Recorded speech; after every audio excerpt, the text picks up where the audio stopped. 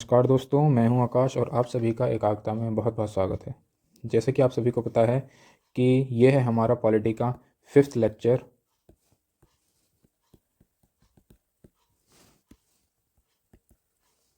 Sorry, fifth नहीं, यह है हमारा पॉलिटी का सिक्स्थ लेक्चर।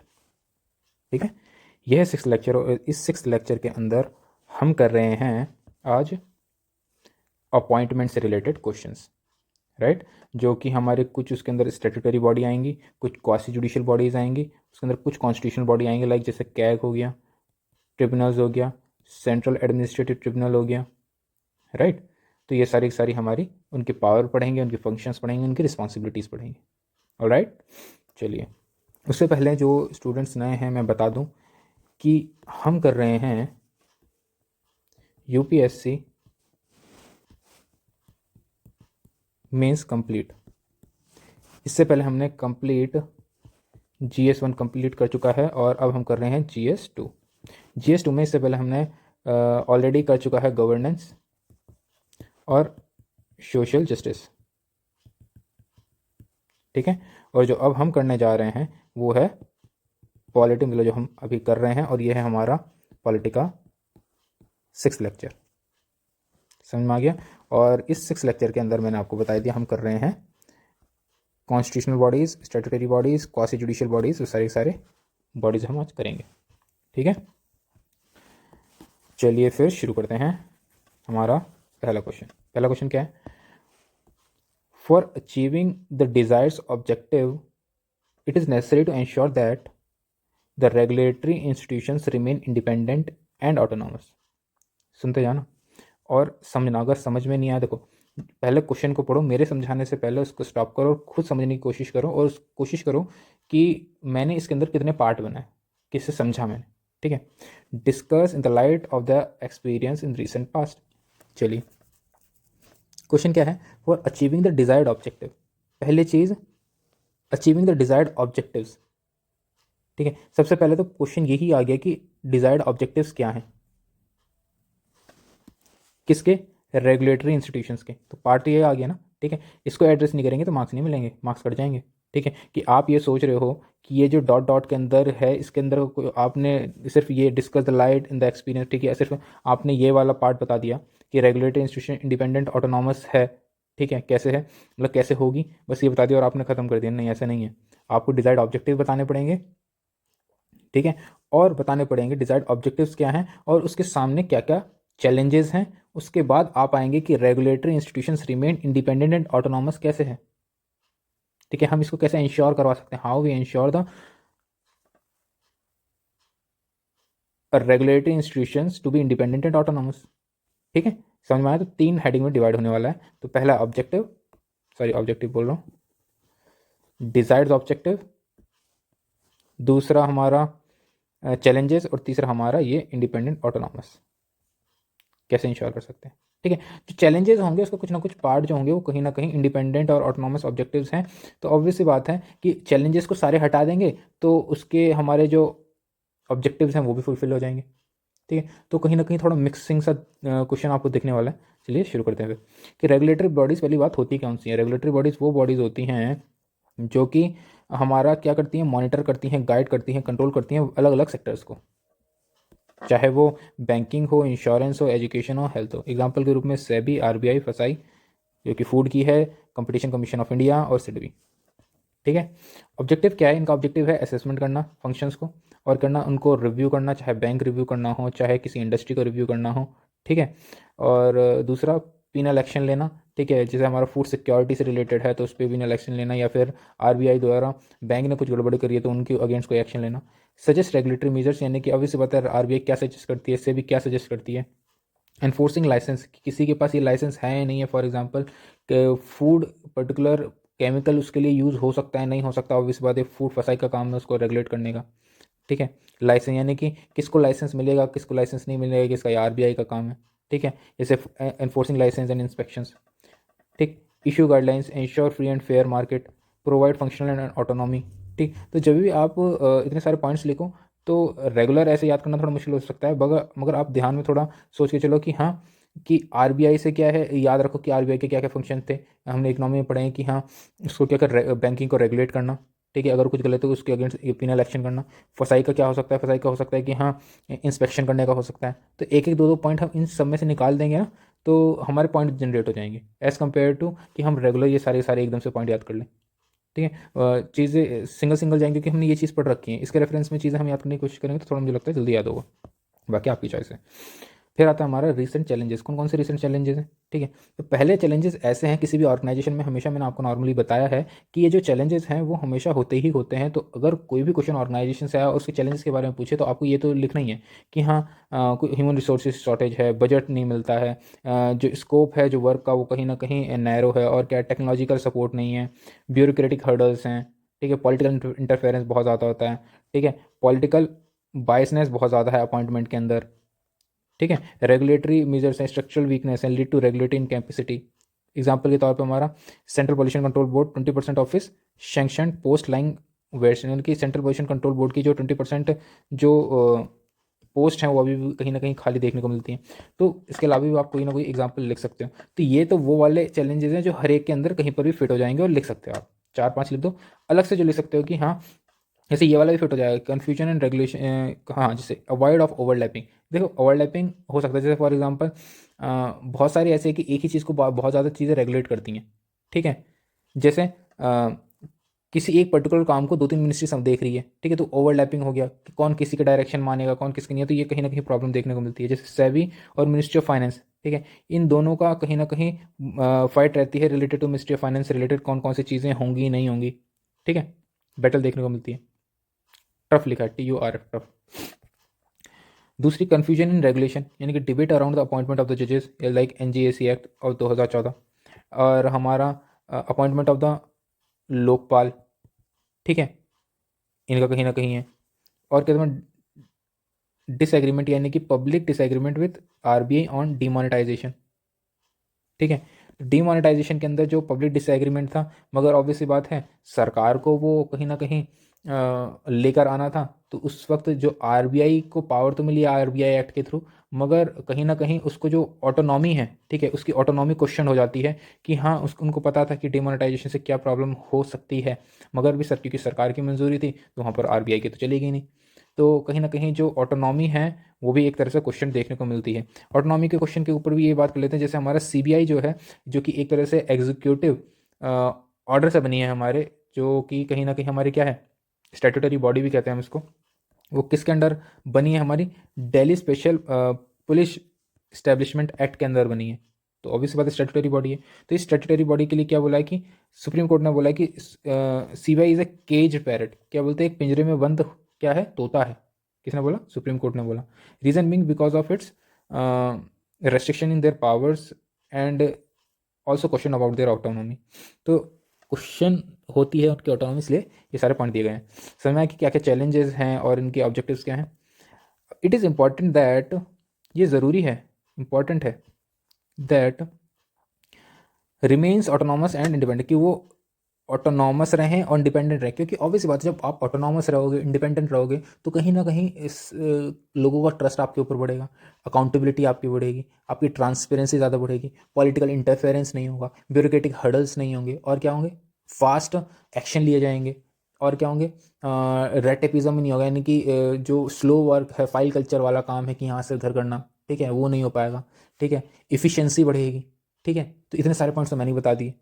अब इसमें से आप देख लो जो इसमें पॉइंट्स हैं कि हाँ ट्रांसपेरेंसी होगी, अकाउंटेबिलिटी होगी, regulatory body shielding from external pressure, obviously बात है पॉलिटिकल हर्डल्स नहीं होंगे, need better fair and effective. देखो उल्टा ही है, देखो चैलेंजेस है ना, ये चैलेंजेस है, चैलेंजेस का हमेशा हम जो वे फॉरवर्ड पढ़ते हैं, ठीक है, वही है ये कि stop bureaucratic culture and work on democratic culture, कि ब्यूरोक्रेटिक कल्चर को रोककर डेमोक्रेटिक कल्चर जब चलेगा मतलब होने शुरू हो जाएगा, ठीक है। Need regulatory power to punish and set standard and monitor, कि रेगुलेटरी मेजर्स चाहिए ताकि पनिश कर सकें, जो कि एक स्टैंडर्ड सेट कर सकें ताकि एफिशिएंसी बनी रहे, ओवरलैपिंग ना हो, इम्पार्शलिटी हो डिसीजन मेकिंग के अंदर, stop political interference to uphold the fairness, build trust among the people, work for the future development of the nation, जो फ्यूचर के लिए काम कर रहे हो कहीं ना कहीं, ठीक है।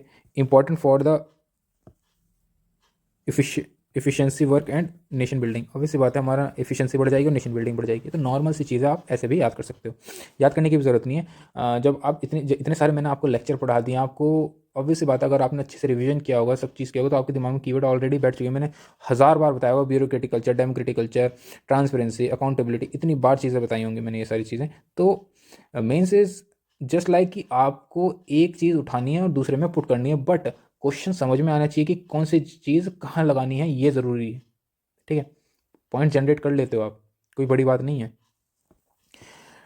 फिर क्या हमारा, it is necessary to ensure that minimum government maximum governance for the efficient development of the nation and better working policy of the India. याद करो, गवर्नेंस के फर्स्ट लेक्चर के अंदर मैंने minimum maximum governance and minimum government के बारे में बताया था। ठीक है, सोचो मैंने उसको यहाँ पर यूज़ कर लिया। ठीक है, तो आपको लग रहा होगा कि भाई ये मिनिमम गवर्नमेंट मैक्सिमम गवर्नमेंट से क्वेश्चन आएगा नहीं। ठीक है, बट हाँ उसका यूज़ केस है ना, इंट्रो में यूज़ केस है, कंक्लूजन में यूज़ केस है। ठीक है, और कहीं अगर हम उसका रेफरेंस बहुत जगह दे सकते हैं, हम इकोनॉमी में दे सकते हैं, यानी कि GS3 में भी दे सकते हैं, जहाँ पर इफ़िशेंसी की बात होगी। ठीक है, कहाँ, जहाँ पर हम गवर्नेंस की बात करें, जहाँ एफिशिएंसी की बात करेंगे, जहाँ पर हम बात करेंगे किसी बेटरमेंट काम करने की, चेंज लाने की, तो वहाँ पर सारे में यूज़ हो सकता है वो। ऑलराइट, चलिए नेक्स्ट टॉपिक है हमारा कंट्रोलर एंड ऑडिटर जनरल। तो क्या बोलता है कि कंट्रोलर एंड ऑडिटर जनरल क्या बोलता है हमारा, exercise of the controller and auditor general power in relation to the account of union and state. ठीक है, इज ड्राइव फ्रॉम आर्टिकल 149। पहला ही पार्ट क्या बोल रहा है, आर्टिकल 149 के तहत कि वो जो पावर को एक्सरसाइज करता है, सबसे पहले तो उसकी पावर ही बता देना। आर्टिकल 149 के तहत पढ़ी होंगी आपने, वो क्वेश्चन पूछ रहा है, discuss whether audit of the government policy implementation could amount to overstepping it jurisdiction. यानी कि जो गवर्नमेंट, जो कैग है, वो गवर्नमेंट की बनाई गई पॉलिसी को क्या करता है, ऑडिट करता है। क्या ये ओवर स्टेप करता है, इसकी ओवर मतलब अपनी जो उसका जो जुरिडिक्शन क्या वो उसको ओवर स्टेप करके उसकी ऑडिट करता है, ये पूछ रहा है। ऑब्वियसली बात है नहीं करता है, क्योंकि उसका वो तो काम ही है, वो तो उसका फंक्शन ही है। ठीक है, तो क्वेश्चन यही है कि हमको बता देना कि नहीं, वो जो ओवर स्टेपिंग नहीं करता है क्योंकि उसका फंक्शन ही है, तो उसके फंक्शन से लिख दो सारे के सारे। समझ में आ गया? तो देखते हैं कैसे, कि अंडर आर्टिकल 148 मैंने आपको हमेशा बोला कि पॉलिटी के अंदर आपको क्या करना है, हमेशा याद करने हैं आर्टिकल्स, ताकि आपके इंट्रो में यूज हो जाते हैं। ठीक है, under article 148 the constitution of India from independent office of the CAG is the head of the Indian account and Indian audit and account department. ठीक है, आप ये भी, पहले तो ये तो बहुत सिंपल है कि हमको सबको पता होता है कि आर्टिकल 148 कैग के बारे में बताता है, और आर्टिकल 149 उसकी पावर्स के बारे में बताता है, उसकी ड्यूटीज एंड पावर्स के बारे में बताता है, कि हम सब प्रीलिम्स में पढ़ते हैं। आपने ये भी पढ़ा होगा कि कैग क्या है, CAG is called as philosopher और guider of the public account committee. तो जब ये वाली लाइन प्रॉपर शायद लिखी हुई है लक्ष्मीकांत में, तो ऐसी ऐसी लाइन याद करनी ज़रूरी है, ताकि जब उसको कनेक्ट करके पब्लिक अकाउंट कमेटी से या किसी चीज़ से है, तो आप उसको याद करके आप लोग प्रॉपर लिख सको। ठीक है, मैं बता रहा हूँ कि कैसे पढ़ना है। तो चलो देख लेते हैं कि आर्टिकल 149 क्या क्या है। तो उसकी ड्यूटीज़ 49 के अंदर ड्यूटीज़ और उसकी पावर के बारे में बताया। According to parliament enactment CAG act 1971 के तहत ये उसकी सारी पावर्स हैं। पावर्स क्या है, he audit related to the expenditure of consolidated fund of India और contingency fund of India of each state और सेंटर, जो भी ये ऑडिट करता है हमारा कंटेंजेंसी फंड ऑफ इंडिया और पब्लिक अकाउंट ऑफ इंडिया को भी ऑडिट करता है। ऑडिट करता है हमारा trading, manufacturing, profit and loss of account, balance sheet, other subsidiary accounts को। और keeping the centre and state, keep bye centre and state, जो कि हमारे सेंटर स्टेट की जो रखते हैं उन सभी का ये सारा चिट्ठा कौन हिसाब करता है, कैग करता है।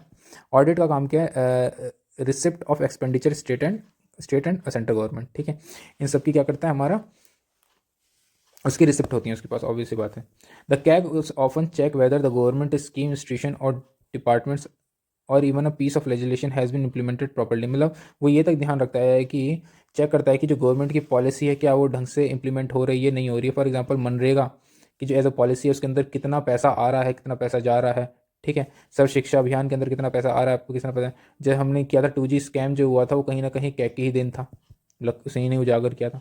ठीक है, चलिए, तो ये सारी तो पावर होगी, बट क्वेश्चन पूछ रहा है कि CAG audit of the government policy implementing does not amounting the overlapping it's जुडिक्शन। क्या बोलते हैं कि वो जुडिक्शन का ओवरलैपिंग नहीं है, क्योंकि वो उसका फंक्शन ही है भाई, कि कैग का फंक्शन ही है कि वो क्या करे, वो ऑडिट एंड अकाउंट करे।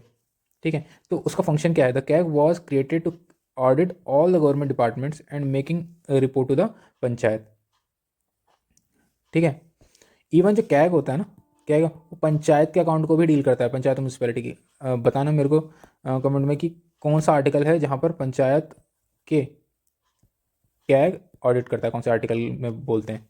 ठीक है, by using CAG report the legislation media and people raise question against the performance of the state, यानी कि कैग की रिपोर्ट से कहीं ना कहीं जो सरकार की जो परफॉर्मेंस है उसका आकलन होता है। फॉर एग्जांपल 2G स्कैम मैंने बता दिया। कैग एक्सेस करवाता है उसका effectiveness, efficiency, programmes, policy, economy का गवर्नमेंट ऑफ द, कि वो इंटेंट को बताता है, यानी कि गवर्नमेंट का जो इंटेंट है वो ये ऐसा है या नहीं है, वो बताता है। ठीक है, और क्या हमारा ऑडिट इंश्योर करता है पब्लिक ट्रस्ट और पब्लिक अकाउंटेबिलिटी को बरकरार रखता है।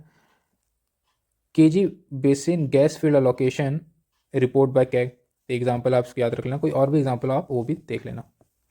The institution of public account has been evolving all over the world, CAG role it should be evolve, मतलब institution of the public account, question ने बोला कि जो पब्लिक अकाउंट का जो रोल है, मतलब जो पब्लिक अकाउंट है वो कहीं ना कहीं इवॉल्व हो रहा है, इसलिए जो कैग का रोल है वो कहीं ना कहीं इवॉल्व होना ज़रूरी है। एज जो पार्लियामेंट है वह execute day to day function to review assigned, मतलब कैग का ये भी फंक्शन है कि जो पार्लियामेंट का डे टू डे फंक्शंस हैं वो भी कैग ही संभालता है, वो भी उसको ही कैग ही असाइंड, कैग को ही असाइन किया जाता है। तो ये सारे उसके फंक्शंस हैं, फंक्शंस याद रख लीजिए, ये सारे फंक्शंस हैं, ये उसके पावर्स हैं। ठीक है, उसके बाद फंक्शन पता चल गया, उसके पावर्स पता चल गए। ठीक है, क्या क्या चैलेंजेस हैं, चैलेंजेस आप यहाँ से कहीं ना कहीं से उठा के लिख लो। ठीक है, और क्या क्या है, क्या ये चैलेंजेस हो गए, और क्या लिख सकते हैं हम कि हाँ उसका अपॉइंटमेंट कैसा होता है, तो अपॉइंटमेंट में भी ऊपर एक क्वेश्चन आ रखा है। ठीक है, उसका रोल क्या होता है, तो रोल का भी आपको पता ही चल गया कि क्या होता है। लेकिन however CAG was criticise, CAG criticise होता है रोल ऑफ ऑडिटर का, पॉलिसी इंप्लीमेंटेशन पर कैग क्वेश्चन रेज नहीं कर, मतलब पॉलिसी, ऑब्वियसली बात है कि कैग का काम क्या है, कैग का काम है कि पॉलिसी सरकार ने बना दी। ठीक है, अब इस पॉलिसी को ऑडिट करने का। ठीक है, ये तो पॉलिसी बनाने के बाद है, मगर वो पॉलिसी के अंदर कुछ सजेस्ट नहीं कर सकता। ठीक है, कि वो बोले कि हाँ इसके अंदर ये चीज़ ये चीज़ ऐसे इंप्लीमेंट होनी चाहिए, नहीं, वो कुछ नहीं कर सकता कि सरकार ने पॉलिसी बना दी, उसने इंप्लीमेंट कर दी, अब क्या का काम है कि उसको ऑडिट करो कि सब कुछ सही हुआ है नहीं हुआ है।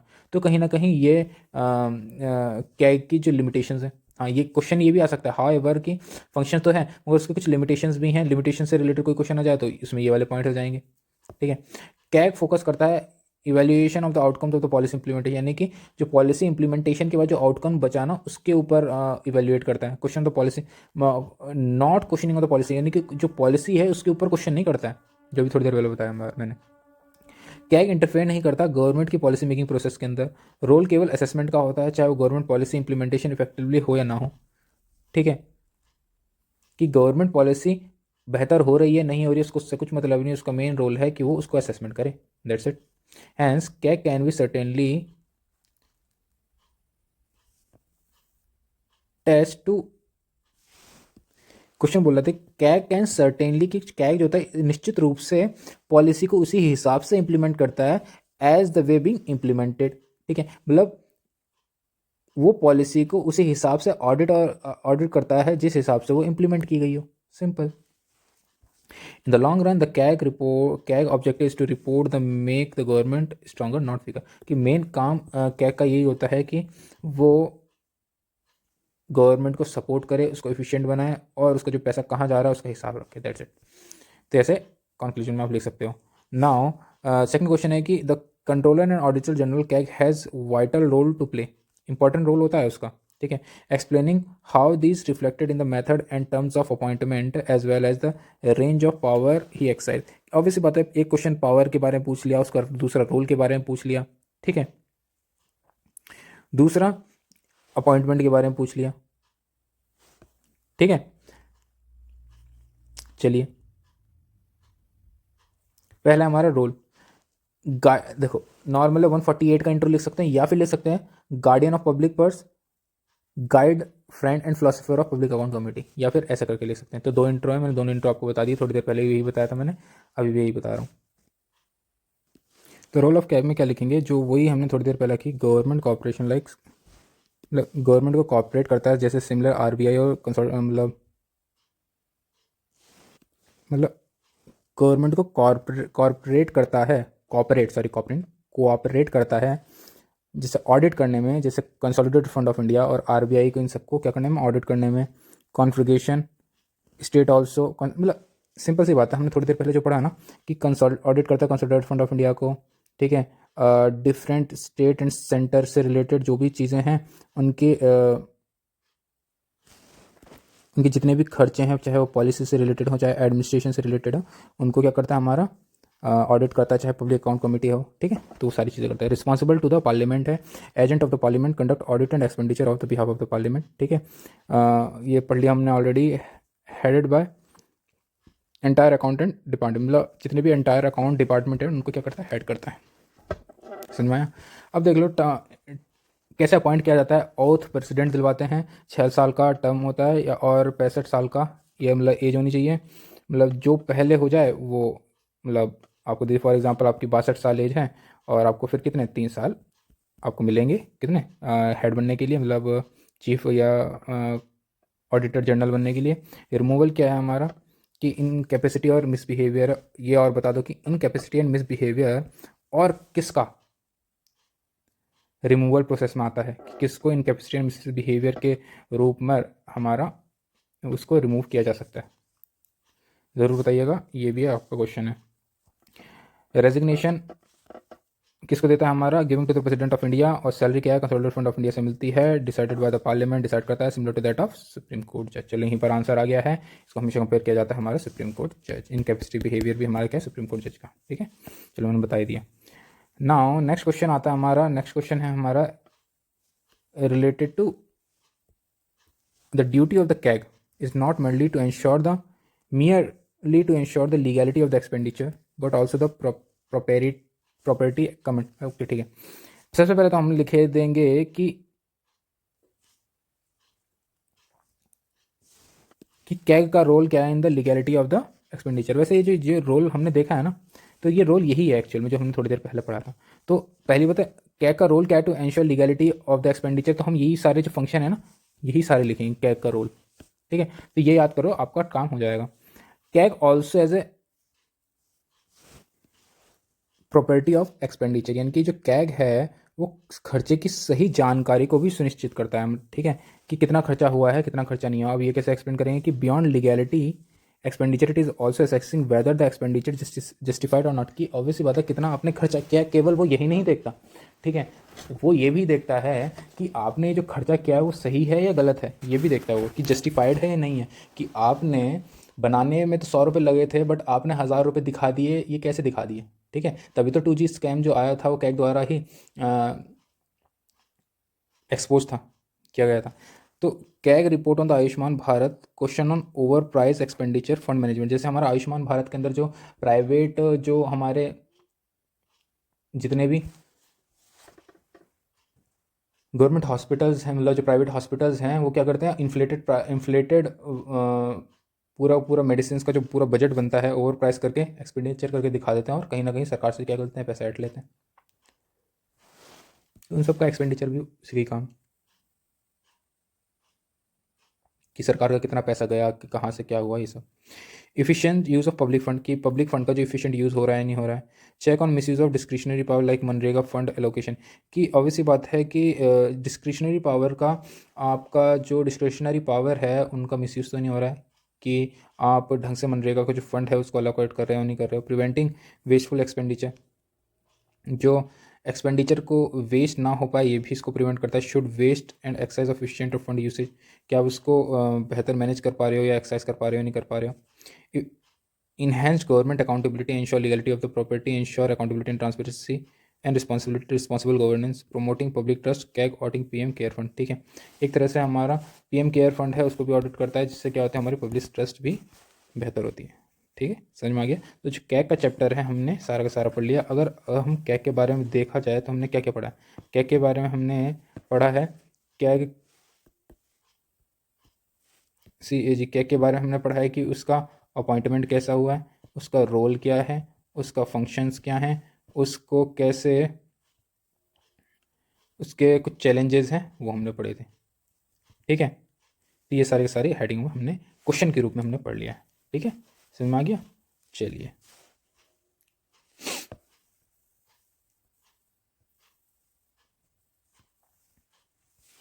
है वो है हमारा नेशनल कमीशन फॉर वुमेन। और नेशनल कमीशन वुमेन क्या है, ये एक स्टैट्यूटरी बॉडी है जो एक्ट द्वारा बनी है, राइट। तो आई होप आपको पता होगा कि constitutional body, constitutional body, statutory body, ये नॉन कॉन्स्टिट्यूशनल बॉडी क्या होती है। अगर नहीं पता है तो एक बार देख लीजिए, फिर भी मैं ऊपर ऊपर से बता देता हूँ आपको। कॉन्स्टिट्यूशनल बॉडी वो होती है जो कॉन्स्टिट्यूशन के अंदर मेंशन होती है in the form of article. For example कि कैग, कैग आर्टिकल 148 के अंदर मेंशन है, तो वो क्या है, हमारे कॉन्स्टिट्यूशनल बॉडी है, राइट। दूसरा स्टैट्यूटरी बॉडी वो होती है जो एक्ट द्वारा बनती है, यानी कि आपने एक एक्ट बना दिया और उसको क्या नाम दे दिया, एक स्टैट्यूटरी बॉडी बोल दिया।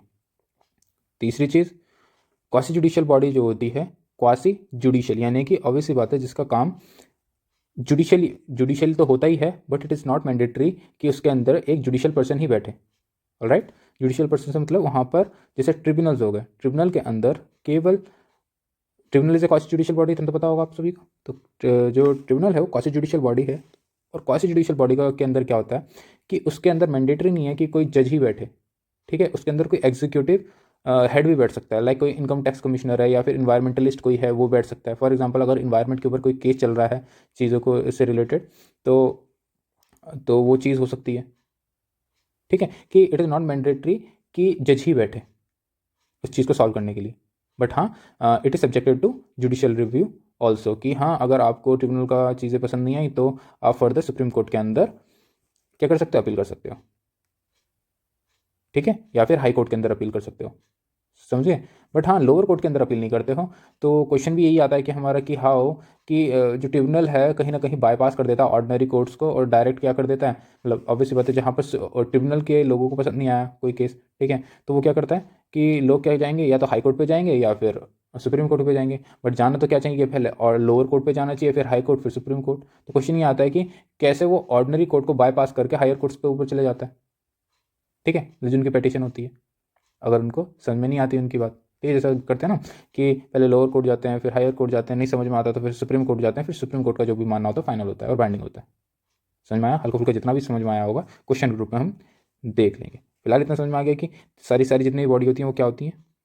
तो फिर हम देख लेते हैं कि national commission of for women क्या है, कि एक स्टैट्यूटरी बॉडी है जो national commission of women act 1990 द्वारा बनी है, जिसका मेन इंटरेस्ट ही है कि वुमेन को प्रोटेक्ट करना।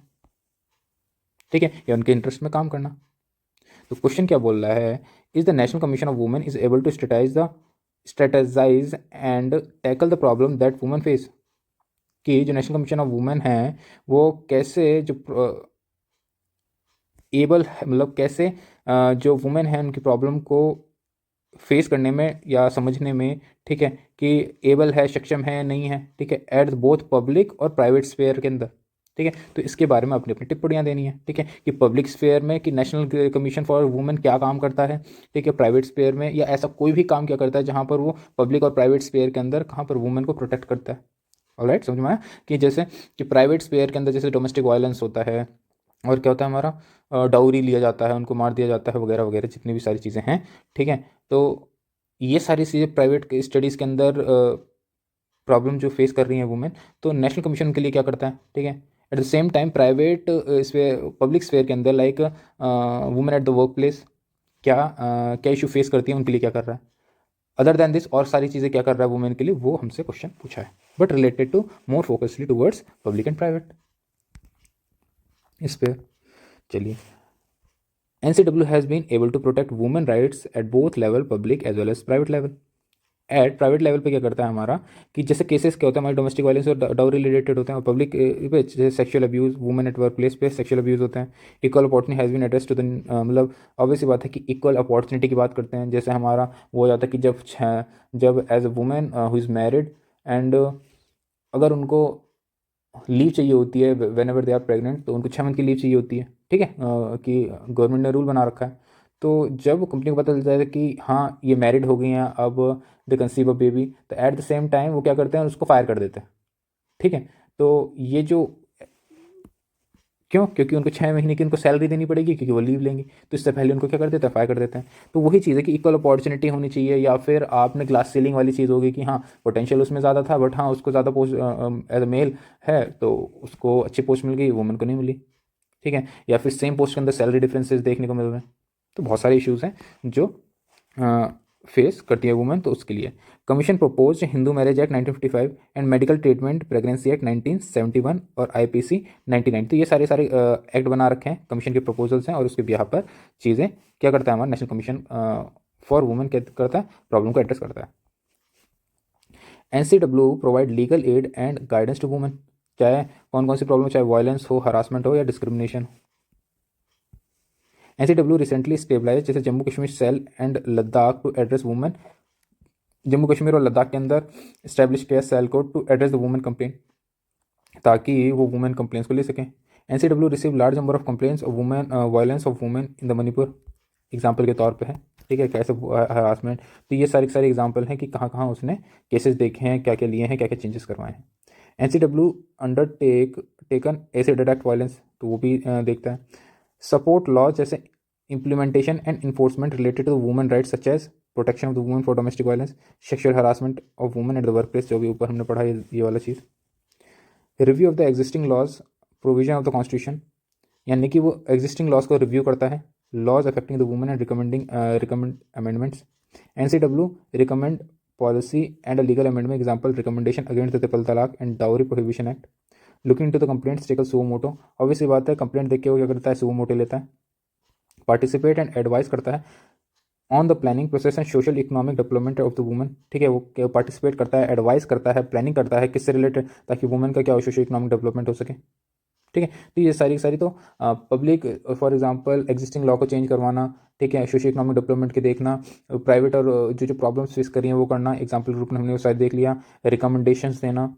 ठीक है, public participation help in women oriented policy making, की पब्लिक पार्टिसिपेशन देख करना कि हाँ वुमेन ओरिएंटेड पॉलिसी मेकिंग होनी चाहिए और ज़रूरी भी है। Work with other departments and NGO, work करता है अलग अलग डिपार्टमेंट से, NGO से, सेल्फ हेल्प ग्रुप से, ताकि कहीं ना कहीं जो वुमेन है वो क्या हो, एम्पावरमेंट हो।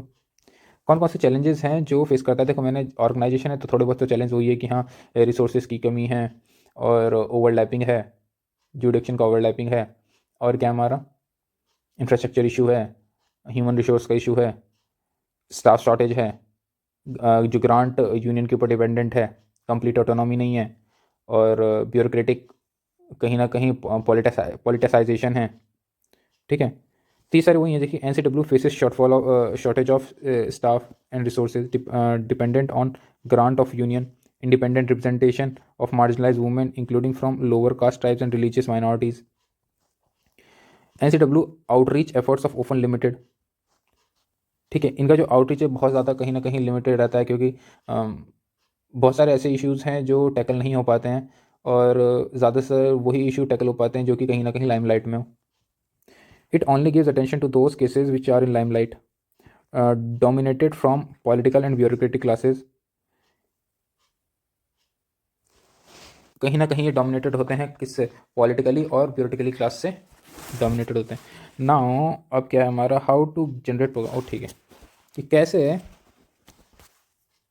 तो क्वेश्चन तो देख लिया ना कि ये पब्लिक और प्राइवेट्स में हो गया, और उससे कुछ चैलेंजेस है, क्वेश्चन इतना ही खत्म हो जाता है। ठीक है, ये दूसरा पार्ट है कि अगर क्वेश्चन में ऐसा पूछ लिया गया कि हाँ कि जो नेशनल कमीशन फॉर वुमेन है वो कैसे क्या काम करता है, कि जो कहीं ना कहीं वुमेन के चेंजेस देखने को मिलता है, वुमेन से रिलेटेड जो भी इंपावरमेंट है या फिर उनकी लाइफ में चेंजेस है वो देखने को मिलते हैं। तो हमने थोड़ी देर पहले जो जो पढ़ा कि जैसे कि हमने पढ़ा कि एग्जिस्टिंग जो लॉज हैं उनको रिव्यू करता है, तो ऑब्वियसली बात है कि वो रिकमेंड देता है गवर्नमेंट को और बोलता है कि भाई इम्प्लीमेंटेशन करो। जैसे कि यहाँ पर होता है लॉ का इम्प्लीमेंटेशन करना, पब्लिक फीडबैक लेना, और वो रिकमेंडेशन ग्राउंड किसको देना, गवर्नमेंट को देना। एग्जिस्टिंग लॉज मॉडिफाई करवाना, सो मोटो एक्शन लेना।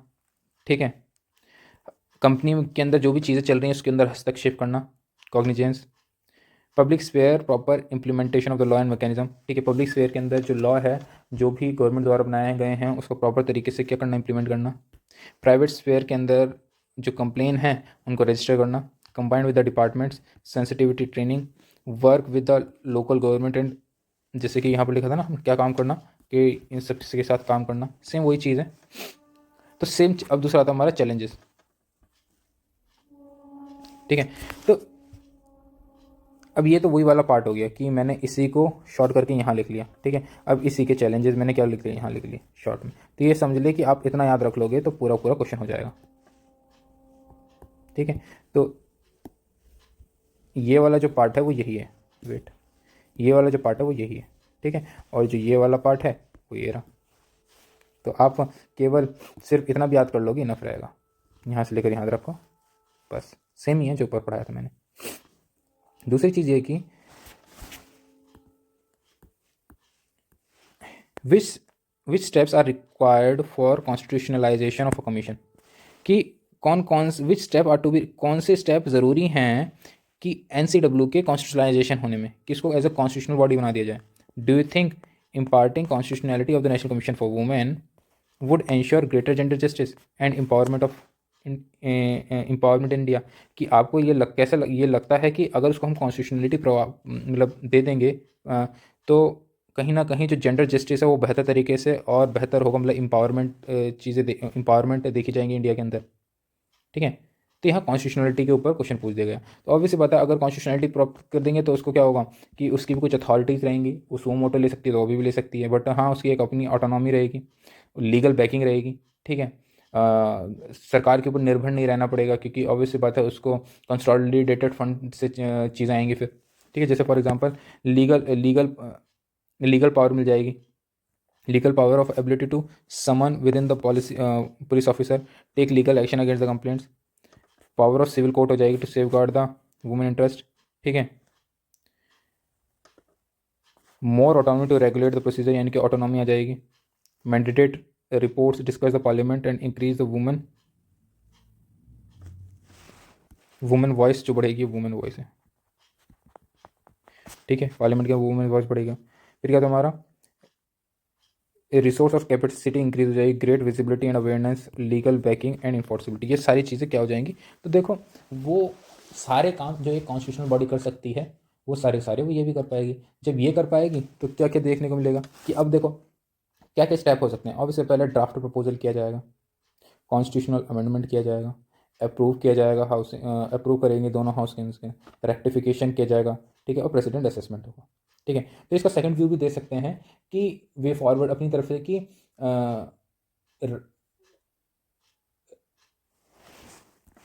Rather we make we make it constitutionalise, उसकी बजाय हम क्या कर सकते हैं कि जो एग्जिस्टिंग एनसीडब्ल्यू है उसको बेहतर ग्रांट देकर, ठीक है, और क्या करके उसको बेहतर पावर करके, और वो जो भी उसके चैलेंजेस हैं उसको स्टॉप करके उसी के अंदर बेहतर इंप्रूवमेंट करके क्या कर सकते हैं, उसको सही कर सकते हैं, ठीक है। और दूसरे अगर हमें अपोजिट में लिखना हो कि हाँ भाई कॉन्स्टिट्यूशनैलिटी प्रोवाइड मतलब करनी ज़रूरी नहीं है, ठीक है, क्यों, क्योंकि ऑब्वियसली बात है एक तो ह्यूमन रिसोर्सेज की भी दिक्कत है, ठीक है। दूसरा इसके अंदर टाइम जाएगा, क्योंकि ऑब्वियसली बात है ड्राफ्ट करेंगे हम उसको सारी चीज़ें होगा, फिर लोकसभा में जाएगा, पारित होगा, राज्यसभा में पारित होगा, फिर प्रेसिडेंट के पास जाएगा, तो ये सारी चीज़ें क्या है, टाइम टेकन है, ठीक है।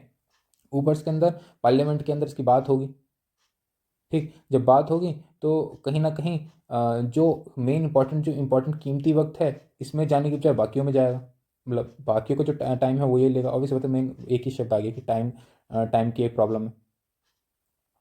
और क्या क्या प्रॉब्लम हो सकती है, और ये भी हो सकती है कि ये नेसेसरी नहीं है कि जब इसको कॉन्स्टिट्यूशनली प्रोवाइड करवा देंगे तो फिर भी क्या पता ह्यूमन शॉर्टेज नहीं होगा, इंफ्रास्ट्रक्चर शॉर्टेज नहीं होगा, प्रॉब्लम तो तभी भी कहीं ना कहीं देखने को मिलेंगी, ठीक है। ऑब्वियसली बात है बहुत सारी चीज़ें सॉल्व हो जाएंगी विद रिस्पेक्ट टू पावर उसकी, ठीक है, उसकी अथॉरिटी सही हो जाएंगी, मगर कुछ तो प्रॉब्लम रहेंगी। तो इससे अच्छा बेहतर जो एग्जिस्टिंग प्रॉब्लम्स हैं, जो चैलेंज है, उसी को ही सॉल्व करके हम आगे बढ़ जाएं। तो ऐसा क्वेश्चन आपसे पूछा जा सकता है, तो आप इसको लिख सकते हो, ठीक है। चलिए, नेशनल कमीशन फॉर वुमेन आ गया। अब जाता है हमारा ट्रिब्यूनल्स। ट्रिब्यूनल्स का क्वेश्चन देखो, आप थोड़ा समझ जाओगे जो स्टार्टिंग में मैंने 5-7 मिनट जो भी बताया था वो। क्वेश्चन देखो, how far do you agree with the views that tribunal curtail the jurisdiction of the ordinary court. How far do you agree, आप कितना एग्री करते हो कि जो ट्रिब्यूनल हैं वो कर्टेल करते हैं ऑर्डिनरी कोर्ट के जुडिक्शन को। ठीक है, तो पहले तो इसको बताना है, अभी जो थोड़ी देर पहले बताया था कि वो कैसे बाईपास करते हैं। इन view of the above discussion the constitutional validity बतानी है and competence of the tribunal India. Competence यानी कि उसको पॉजिटिव में बताने कि हाँ भाई उसको कुछ फ़ायदा भी है नहीं है, वो बताना। ठीक है, और उसके बाद आखिरी में उसका चैलेंजेस दे के, ठीक है, उसका वे फॉरवर्ड दे के काम खत्म करेंगे, पूरा पूरा आंसर हो जाएगा। तो देखो इसके अंदर हमने चैलेंजेस पढ़ लिए, उसके पॉजिटिव पढ़ लिए, उसके नेगेटिव्स भी पढ़ लिए, वो क्या कर सकते हैं वो भी पढ़ लिए, और उसकी कॉन्स्टिट्यूशनैलिटी क्या है वो भी पढ़ ली, और कैसे वो बाईपास करता है वो। तो भाई एक क्वेश्चन के अंदर मुझे नहीं लगता इसके बाद कोई क्वेश्चन एक्स्ट्रा वो पूछेगा, तो सारा का सारा वहीं से आ जाएगा। ठीक है, तो ये देखो एक पेज का आंसर, इसके अंदर सब कुछ है, सब कुछ है जितना हो सकता होना चाहिए। ठीक है, एक ट्रिब्यूनल के बारे में तो हमको पता है कि ट्रिब्यूनल क्या है, क्वासी जुडिशियल बॉडी है। ठीक है, क्वासी जुडिशियल बॉडी मैंने बता दिया था कि क्या काम होता है क्वासी जुडिशियल बॉडी का। क्वासी जुडिशियल बॉडी वो होती है जिसके अंदर सिर्फ जो जुडिशरी या फिर यानी कि जुडिशरी का कोई बंदा, यानी कि जैसे कोई जज वगैरह कंपलसरी नहीं है कि वही बैठे। ठीक है, कोई और भी बैठ सकता है, या फिर एग्जीक्यूटिव, क्योंकि एग्जीक्यूटिव का कोई मेन हेड जो होगा कहीं ना कहीं का, कि वो भी उसके अंदर बैठ सकता है, या फिर कोई एक्सपर्ट है वो भी बैठ सकता है और चीज़ों को, केसेस को सुन सकता है। ठीक है, कंपलसरी नहीं है कि कोई रिटायर्ड जज ही बैठेगा या फिर हाई कोर्ट का ही जज बैठेगा वगैरह वगैरह। ठीक है, तो इसलिए बोले quasi judicial. Quasi, it is not completely judicial but a quasi judicial. मगर ऑब्वियसली बात है, इसके जितने भी केसेस होते हैं वो क्या होते हैं, या तो हाई कोर्ट पे जाते हैं या फिर सुप्रीम कोर्ट पे जाते हैं। ठीक है, ऐसा नहीं है, हम प्रीलिम्स में पढ़ते हैं कि ट्रिब्यूनल का कोई भी अगर केस को पसंद नहीं आया तो हाई कोर्ट या सुप्रीम कोर्ट के अंदर जा सकता है, बट हाँ ऑब्वियसली बात है लोअर कोर्ट के अंदर नहीं जाता। उसी के ऊपर हमारे क्वेश्चन है। Many tribunals are acting as independent judicial system curtail the jurisdiction of the ordinary courts. ठीक है, कैसे? द सेंट्रल एडमिनिस्ट्रेटिव ट्रिब्यूनल, ये कुछ किसी क्वेश्चन का पार्ट है, क्योंकि नेक्स्ट क्वेश्चन हमारा सेंट्रल एडमिनिस्ट्रेटिव ट्रिब्यूनल है ना, उससे से रिलेटेड है, तो इसको अभी स्किप करो, यहाँ से सीधा आओ। यहाँ recently launch special campaign to solve the vulnerable petition elderly citizen pensioner CAT directing Delhi high court to take early decision on the matter of pending cases before pending cases of tribunal. ठीक है, तो ये कुछ fact हैं कि petition दाखिल किया है कि सेंट्रल एडमिनिस्ट्रेटिव ट्रिब्यूनल के अंदर बहुत ज़्यादा पेंडिंग केसेस हैं।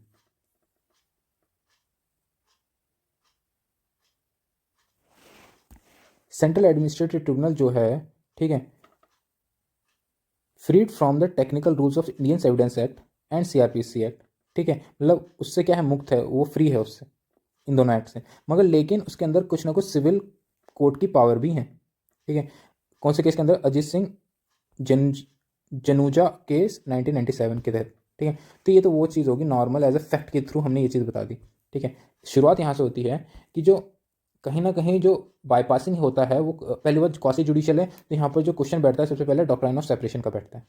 ठीक है, कि एक जुडिशियल बंदा भी बैठ रहा है, एक दूसरा वाला बंदा भी बैठ रहा है।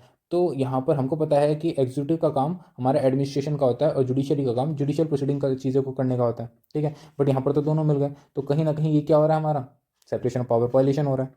इसमें दूसरा आता है हमारा, दूसरा पार्ट है कि specialised expert versus centralised jurisdiction. ठीक है, कि जो जुडिशियल ट्रिब्यूनल क्यों बेहतर है, कि बाईपास मतलब, क्योंकि वहाँ पर क्या है, ट्रिब्यूनल के अंदर स्पेशलाइज एक्सपर्ट बैठे हुए हैं। मैंने बताया ना कि इन्वायरमेंट है तो इन्वायरमेंटलिस्ट बैठा हुआ है, एडमिनिस्ट्रेशन से रिलेटेड कोई इकोनॉमिस्ट बैठा हुआ है। ठीक है, उससे रिलेटेड प्रॉब्लम में तो। ठीक है, और जनरल जुडिक्शन के अंदर, क्योंकि हमें पता है कि जनरल जुडिक्शन यानी कि अगर लोअर कोर्ट के अंदर हम जाएंगे तो वहाँ पर जनरल जुडिक्शन होगा, नॉर्मल होगा। ठीक है, उसमें समय भी लग सकता है। ठीक है, क्योंकि उसको जज को, नॉर्मल जज को समझने में कि इसकी बारीकियाँ क्या है, इन्वायरमेंट की बारीकियाँ क्या है, उसको टाइम लगेगा एज कम्पेयर टू जो इन्वायरमेंटलिस्ट है, और इन्वायरमेंट से रिलेटेड कोई इशू आ रहा है तो वो एक तुरंत समझ लेगा। ठीक है, तो वो जनरल जुडिक्शन होगा, वहाँ स्पेशलाइज जुडिक्शन देखने को मिलेगा। ठीक है, इसलिए क्या कर दिया जाता है, बाईपासिंग ऑफ लोअर कोर्ट्स। ठीक है, दूसरी चीज़ क्या है,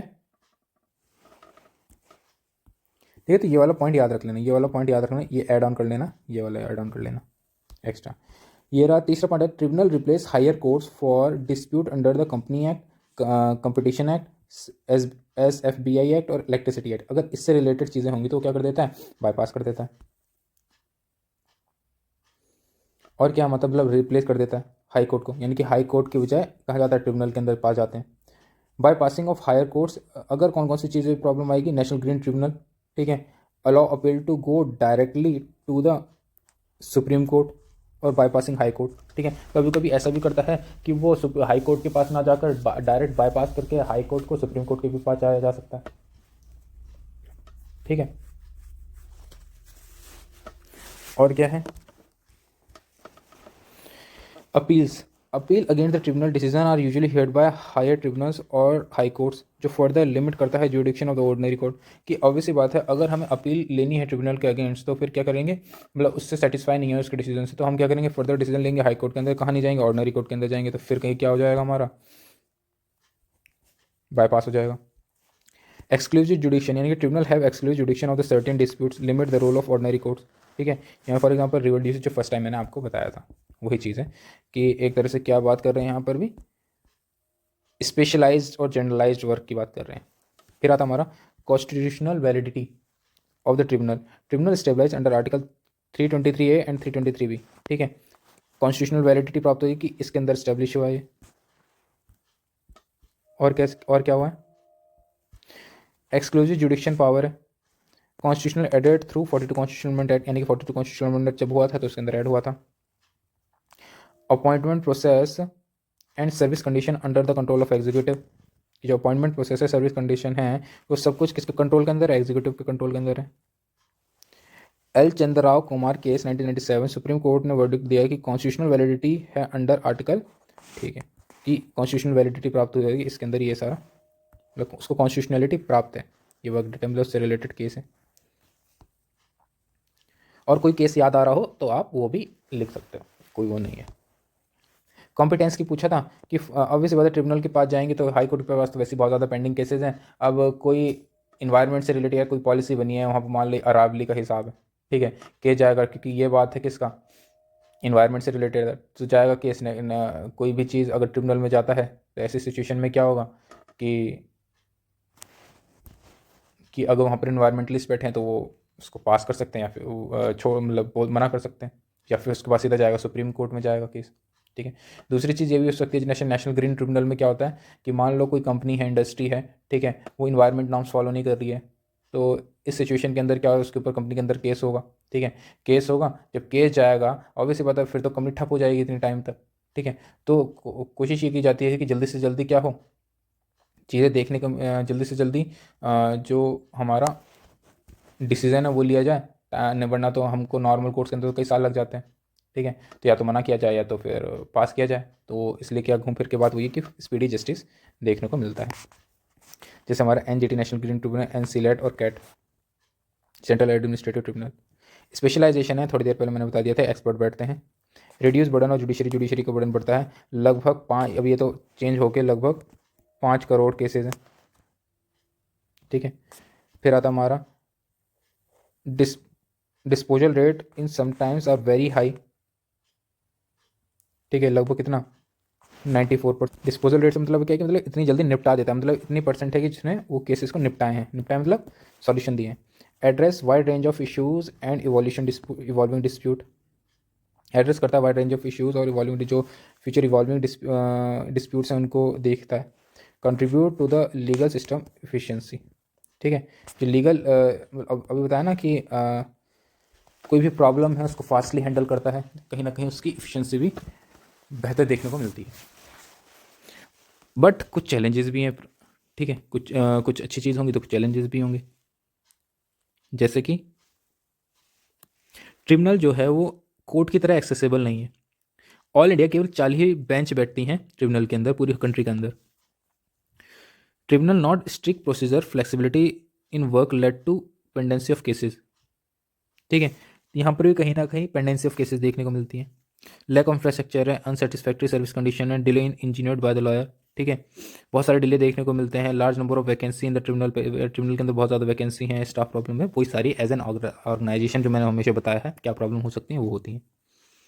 tribunal should be monitor by a single nodal agency and to ensure accessibility there should be a multiple branch of the tribunal in the different parts of the country, however they should not be tribunalising of the justice India, ठीक है। Question ये मतलब घूम फिर के वही बोल रहा है कि जो ट्रिब्यूनल है उसके अंदर और भी ब्रांच होनी चाहिए ताकि जो डिस्पोजेबल रेट है वो ऑब्वियसली बात है हाई है ही उस, बट जो प्रॉब्लम का रेट है और सॉल्यूशन का है सिर्फ 4 तक सीमित नहीं होना चाहिए, वो और ज़्यादा बढ़ा, मतलब उसका दायरा और ज़्यादा बढ़ाना चाहिए ताकि जो इफ़िशियंसी है या फिर जो डिसीजन है वो सामने जल्दी से जल्दी आ सके और जो पेंडेंसी है वो कम हो सके, और ऑब्वियसली बात है जो जुडिशरी का जो बर्डन है और बेहतर कम हो सके।